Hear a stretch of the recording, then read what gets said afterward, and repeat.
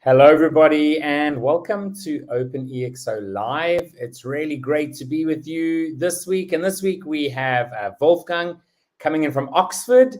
And you can see there the year is coming to an end. We have 3 more shows before we have a festive break. Can you believe it that 2022 is almost over? And before we get Wolfgang up on screen, I do have some messages from a few community members. And the first one comes from Lars. And he says, are you looking for an outstanding technologist with solid insights into the business implications you should foresee in your roadmap? Then look no further. You will be meeting the right person in just a moment. The OpenExO community again and again points to Wolfgang. When you need a professional thought leader as advisor or coach, you should too. We also have from Augusto, Wolfgang has a laser sharp mind, few words, but full of learning for the listener, myself in first place. Last but not least, he has a surprisingly British sense of humor that I love. Then from Corina, Wolfgang is one of the most exponential thinkers I have met. He waters ideas with technology, exponentiality, and abundance, helping them achieve their greatest potential. From Michal, Wolfgang is one of the best EXO advisors you can get. He combines super sharp wits with business acumen and broad interests. He's a great EXO coach and disruptor too, and a super nice guy overall. Did I mention he can make robots dance? Diego says, Wolfgang is the best advisor I've worked with, period. The depth of his knowledge and the value he adds to every interaction only compares with the kindness of his feedback. And then lastly, from Daya, Wolfgang has exceptional technology skills, which alone would already make him a unique member of the EXO universe. But he has so much to offer, even beyond that. He is one of those rare professionals who also understands future business trends, both on a macro and micro level, and shares his invaluable insights in a clear, crisp, structured way. I have worked with Wolfgang on several projects over the past years and always admired the efficient way he supports EXO teams. May he be in the role of a coach, advisor, disruptor, or staff on demand domain expert. He is really special, a kind human being, and an ever helpful EXO friend.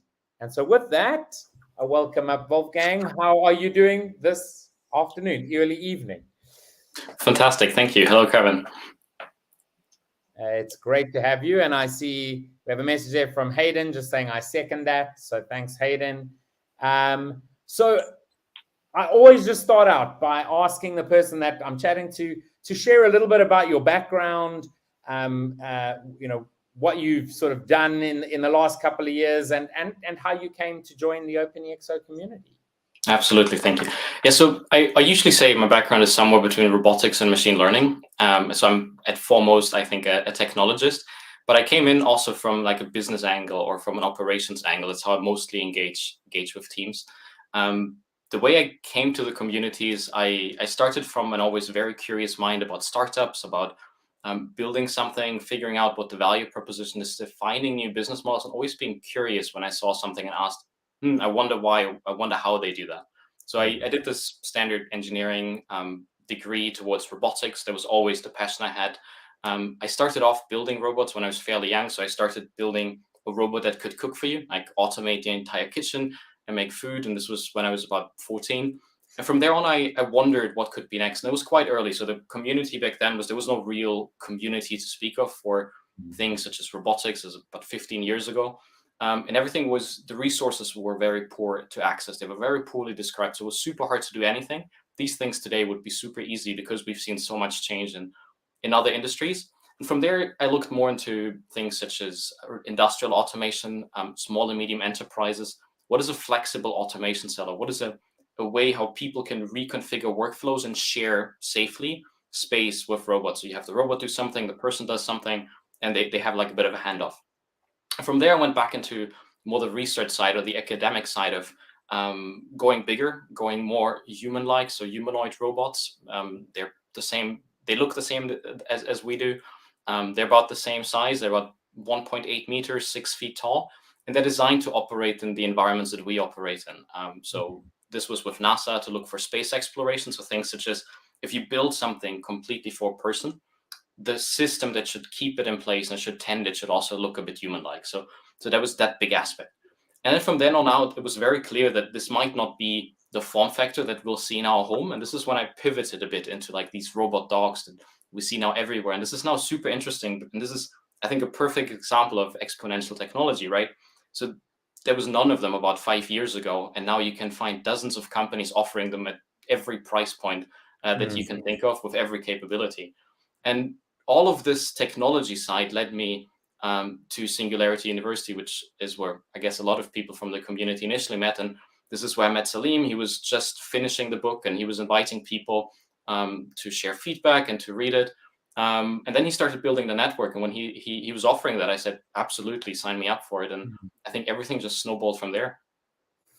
Awesome. Now we're definitely going to be talking about robots because you know it's an exponential. Robotics is an exponential technology. You know that I know a lot of people are interested in. Many people don't understand the intricacy of it. You know, it's just some people might be saying, why aren't they here yet? You know, why are we still in a sort of deceptive phase, perhaps, of robotics? But you know, as you said, you met the you know, Salim at SU and sort of joined the community, and I mean obviously learning about the EXO model, but then also working on projects with, you know, numerous different community members and many different companies. You know, are there any sort of, you know, top either learnings or things that you would say, hey, these are great tips, you know, to actually help people to think more exponentially, to then implement the model? Mm-hmm. I think it's a super interesting question. In general, be open-minded is, I think, the easiest answer to that. Even if it might seem rigid, it's incredibly flexible. Pick what you need, drop what might feel too restrictive. I think that's probably the easiest. And even if it might seem very restrictive, I think it's good because it focuses thinking. And the more you focus thinking and have like the structure that you can follow, the easier it is to become creative within this this framework.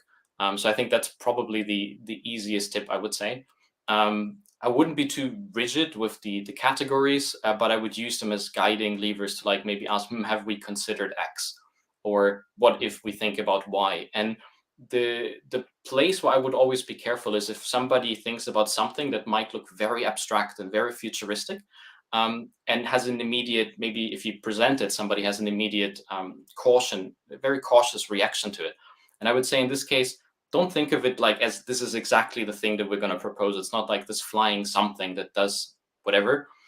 Think about it more about the function it delivers and all the other form factors and surrounding things that might enable it. It might be very adjacent where this innovation comes from, or it might look entirely different from that initial concept. But embrace the freedom of this this initial exploration, and then start drilling down if there might be other ways to do the same thing that might be more realistic and more deliverable. Yeah, absolutely. It's quite easy, and especially when it comes to teams potentially on sprints to latch on to ideas like early on, or try and get extremely sort of too granular early on, as opposed to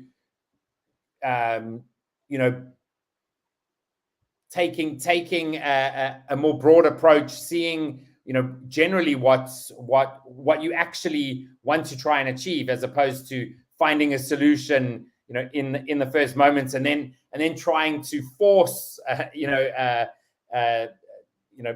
onto that, I guess. Yeah, absolutely. And I think it is still essential that teams have this big thinking at first, right? Broaden the horizon, broaden the scope, and have this big picture thinking.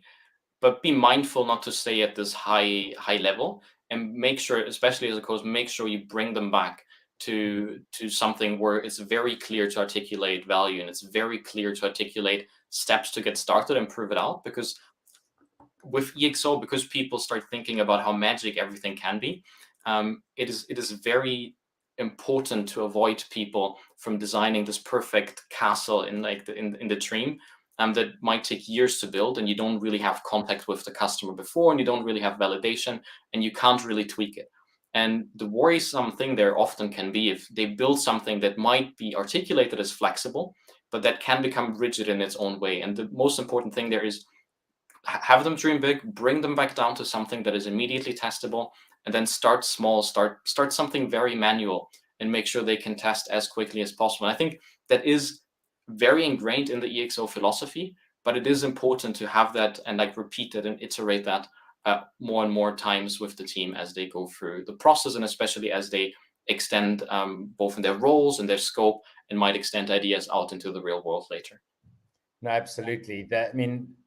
I guess the mantra of of MVPs and them being something that you are embarrassed about, etc. I mean, really do ring true, right? There's the important part is actually testing something to make sure you can validate it, as opposed to going with what 5 or 6 people think is the right thing to do. So that's really important, and great insights in terms of the model. And have you found that what would you say about the sort of journey people have go on when they're on a program, from day one when you meet them to sort of week 10 of a sprint? Is there anything you can share about do people change? What are the sort of journey that the participant goes on? And I guess your role as if you are a coach in sort of shaping that journey potentially. I think it hugely depends on the individual team and on the individuals on the team. And I think the most important thing happens before sprint starts, and selecting the right people, make sure it's diverse in thought and role and background and everything, because this will make it easier for the coaches and for the process to evolve. This natural maybe friction, this natural complementarity that you bring into the team through this way can make it a lot easier, and a lot the team can be a lot more powerful that way. It is a bit of an emotional journey. It's a bit of an intensity journey throughout, and I think it really depends. Some teams they start off incredibly fast. They get rolling. They have a million ideas, and they get going, and you have to run and catch up with their steam that they're bringing to it. Other teams, they might be a bit at deer in the headlight. They don't know where to start. They might feel constrained by processes. They might feel constrained in the organization. And it's very hard for them to like do the initial ideation and get started. And then it's really important to push them. Be the big picture thinking we had earlier. Bring them examples. Swap out the methodology that you bring. And it can be quite uncomfortable, I must say, sometimes initially if you don't get them going, or if they keep hammering into one idea, or talk about all the little paper cuts they've had over the years. And then once you have that and you select it down, usually you're at a fairly solid basis. But then the big questions come, right? Then you need to break it down. You might have a great idea, but you have no validation. You might be unclear how you validate. You don't know if it's technologically feasible. You don't know if the market actually wants what you hypothesize. And in this case, it's important you push them out. You get them to validate. I think that's super important. And in cases there, I think the wonderful thing as a coach is you can always bring in resources as needed, or people who have tons of experience. And at least my experience was what keeps me in the network and what keeps me so engaged is that there's so many people to learn from, and so many, because there's no one pathway how somebody becomes an engaged, like there's no career path to get into EXO. There's no way this way. So they have an incredible wealth of experiences. Some people did the corporate route, others did the startup route, yet others are technologists. There's everything out there. So you will usually find somebody either by asking somebody you already know to connect you with somebody, or you can post it in the community, or if you still don't hear anything, text Kevin. He usually can point you in the right direction. And I think the point here is If it gets tough around validation, around finding technology experts, some people, they need more help with business, other people, they need help with getting started validating. I mean, the needs are so unique. But the moment you get momentum going with a team, it usually goes quite well until you have to nail them down on points and really push them. This needs to be presentable. It needs to be a coherent storyline. Guys, you got to pitch this. And then, of course, the second phase rolls around when they might have selected what they want to go for, and they have to really drill down and make sure it could stand on its own legs. It could be a business. It doesn't have any resistances internally, externally, and all of these things. And again, I think as a coach, you're so supported because you have a network that you can build on. And as a network member, you can just come in and meet the team at when they have questions, or when you can be like of the highest help and bring the highest intensity into them. So no matter which way, I think it always has been a very rewarding experience to be involved in those stages. Yeah, absolutely, absolutely. Now, I want to also get on to speaking about robots. And you mentioned 14 that you created your first robot. You must have had, like, how did that come about? Let's just start there. Like, what really interested you at 14 to say, hey, I'd really like to try and make a robot that's going to help out in the kitchen? Yeah, Did I think you not like cooking, or you were forced to chop vegetables, or? No, not at all. I don't think that's how it started. I've always been absolutely fascinated with machinery, automation, how think like the marvels of engineering. Let's call it this way, right? Yes. Big engineering things. Doesn't matter whether it's civil engineering or mechanical, or things that just produce and work and look fascinating when they go about, right? And so it was very obvious that's the stuff I like. And then I always I was like inventing and doing patents early on, and like engaging with people to like give feedback and not isolate and do market fit.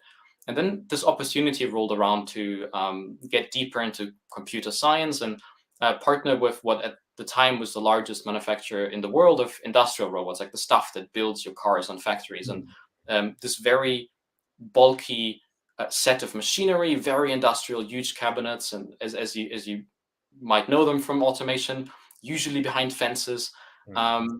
And I was thinking about what is the ideal use case. And this was also a time when you could see huge research labs build these so-called service robots. They were usually like these butler type things. They were driving around the apartment and carrying a tablet with stuff on it, usually bottles or cups or stuff like that. And sometimes they had an arm and they could pick up something from the fridge. But the thing I noticed there, and I was hugely fascinated with it, was that stuff is super expensive. Like this was about at the time between $250,000 and $1 million in parts, and then you add all the labor and the engineering and all the scientists on top. It was hugely expensive, and the reason was that everything was custom made for this thing that was produced in a quantity of 1 to 10. And I was wondering, can we just repurpose that industrial supply chain? You have these robots that are in factories. They're not really safe, but can we add safety systems that may not mean having to fence off half of your apartment for a robot to do stuff for you? And it became quite obvious to me that we can't put it on wheels. So anything that goes around and serves is out of the question. And highest value, if you think about keeping people in their own homes, like for longer in the environment that they're used to. So in elderly care, changing demographics. Usually it is around services if they don't touch the person. In terms of care robots, it is around things such as food preparation, healthy food preparation. And again, it was very market inspired. The same need is coming from busy parents where you might have two people in the family working. There might be little time for making healthy meals.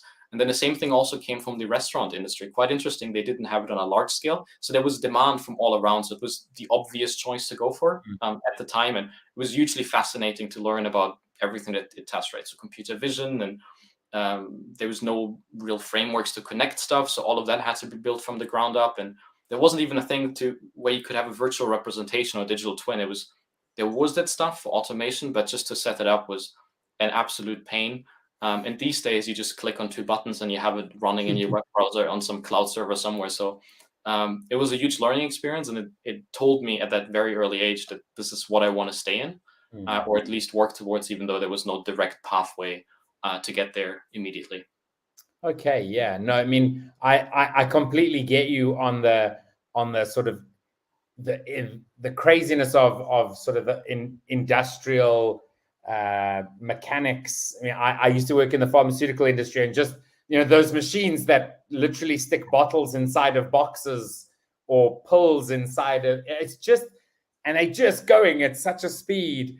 It is quite crazy, but generally, I guess when that does have robotics involved, it is potentially dumb robotics, or I mean, it's just repeatable. It can only do one thing. What is exciting you most, I guess, right now in the sort of robotics sort of sphere? Like, are we at any sort of major change, or are there any seismic shifts happening? What's really exciting you right now?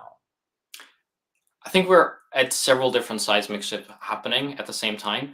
The way I usually describe it is I think we're heading to something like a Cambrian explosion in the space of robotics. And the reason is that all of these sub components you need to make a system, a whole thing happen. So the thing that perceives it, the thing that decides what happens, and the thing that acts or moves things, all of these things have become modularized, and in their self, they're not only cheaper, but there's also more variety, right? So in the past, when we had this curve of everything becomes cheaper, robotics was kind of left out. They didn't really become cheaper. And from the time when I did that first robot, that robot started at about 30K.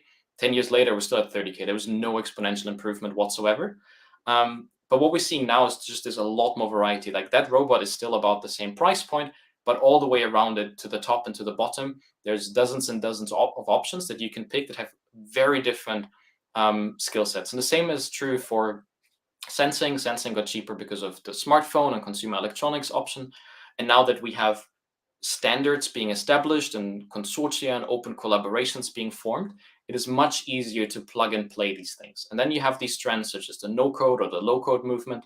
So you can recombine these things. And that means that a lot of companies have a very low barrier to entry. And that's how you see lots and lots of companies spin out. So I think that's, or like build solutions that previously would take years of development. You can now download part of that and you just focus on what is your value proposition and what you can do well. And I think that's one of the big trends. The other trends is that we're seeing new form factors that were unimaginable to be commercially available even just 5 years ago, right? So these robot dogs that we now see literally everywhere. 5 years ago, there was maybe 2 companies doing them, and the price point was about $250,000 at least. And now you get them as cheap as $2.5 grand, and there's probably dozens, if not more, companies doing this in any shape or size or form, from the tiny ones to the ones that can carry like 50 kilograms, right? And the fact that they can coexist and they can walk around us, and that there's so many companies both building the physical systems and the hardware and being very open, like this is our hardware, you put your software on it and you bring it. And then the companies that say, look, we're taking somebody else's hardware and we're enabling it with the smarts and we're building software on top. And I think that is really catalyzing the field. And it's not just the fact that it's easier to access and talent can get easier. This is also this change in how companies think about engaging with each other and breaking down this. Somebody builds a product and then there's an integrator who captures the value, and it's very rigid, to now everybody, or not everybody, but the technology barrier has been greatly reduced, can use it. I think that's really poised to change how we think about robots, both in form factor as well as in the capability of where they might enter our daily lives. Okay, now you're speaking about form factor, but still there's a small obsession with a sort of like humanoid robot, right? Like like Rosie from the Jetsons, right? Who's gonna be this sort of housekeeper that that does things, but is humanoid in nature. Do you think that has a place, or is it going to be multiple form factors for specific tasks? What's your thought there?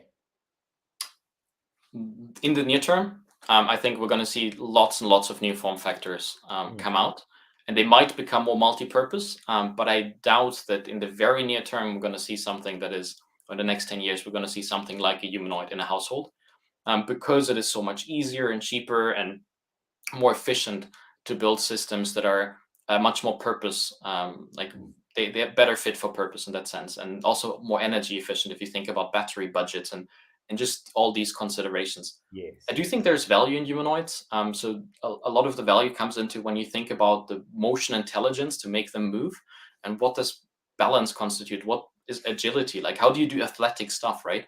A lot of that also helps build things such as exoskeletons that can support people. It helps us develop things like rehabilitation robotics, because if you think about a humanoid that has to walk, it has to very precisely control what force it puts down into the ground or the surface that it touches.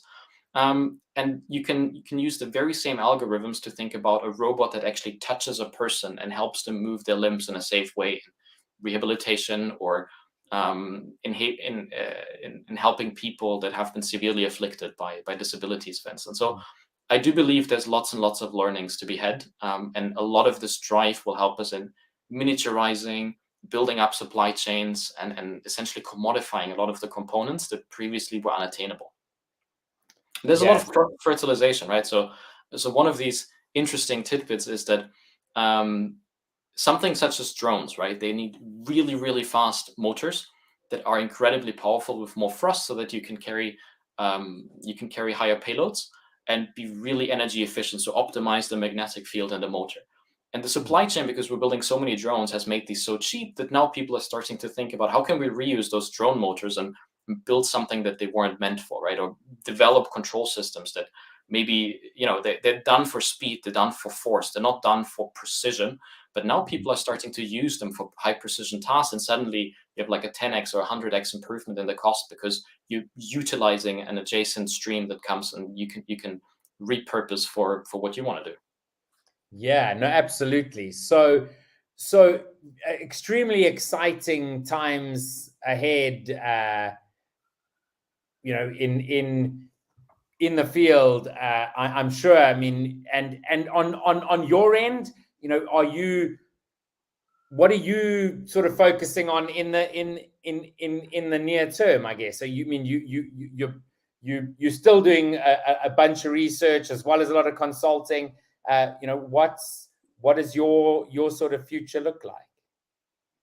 Yeah, I think the beauty is that it's very open. I mean, thinking about operations, thinking about innovation, thinking about technology, and how all that borders and drives efficiency and drives making lives more supported, more maybe easier, and generating value where there wasn't. So I think that's what makes it open. But what keeps me really interested and passionate at the moment is thinking from a higher level, not from a single system or a single like motion intelligence behavior that we're trying to impart onto a machine. I'm thinking on like a facility or factory level or ecosystem level.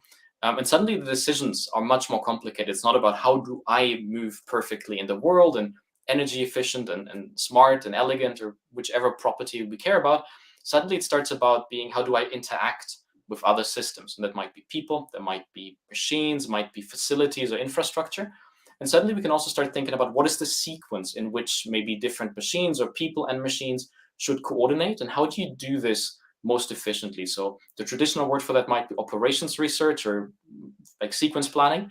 But now we're at the stage where we can like intermingle these AI decisions, the sequence decisions, and the motion intelligence. And I think that can really unlock value at a much, much higher level if you talk building level, digital twin level, facility, infrastructure, organization. And I think there's so much cross-fertilization that can happen. I think that is what really intrigues me, both from a research but also from an innovation point of view. Absolutely. Wolfgang, I could talk to you for hours, but we're going to call it a day here. And I always end off with a question saying, what is that one thing that, is there one thing that you would share with people as we end off the call today? I think I had a fantastic time engaging with everybody I met through the EXO community. And a lot of that is driven by discovery or by being connected by people. But I do think if you see somebody that's interesting, please reach out to them. And also, if you're interested in reaching out, I would love to have like a virtual coffee with people and just meet, because I think that's the power of the community and what I find valuable. And I hope it is valuable to everybody as well. So yeah, please do reach out. Absolutely. It's been such a pleasure chatting to you. I hope you have a great evening there in Oxford, and we'll chat to you again soon. Thank you, Kevin, and to you. Bye-bye. Bye.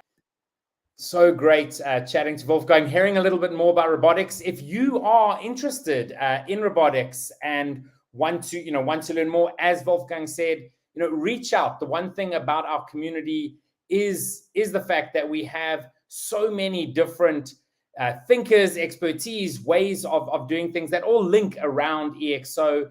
And so being an active community member really has a ton of value. If you're not part of the community, I'm going to end off with a video to show you why you should. And otherwise, we'll see you all again next week.